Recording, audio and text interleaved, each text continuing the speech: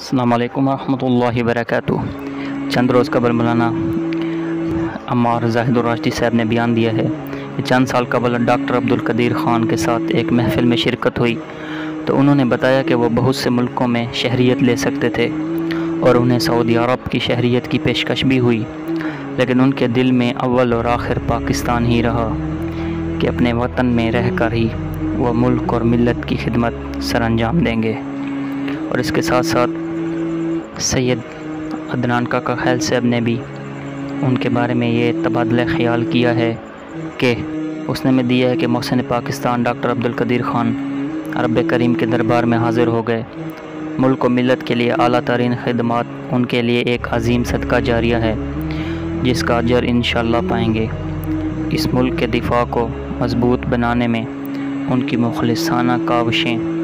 اہل وطن کو ان کے حق میں دعا گو رہیں گی۔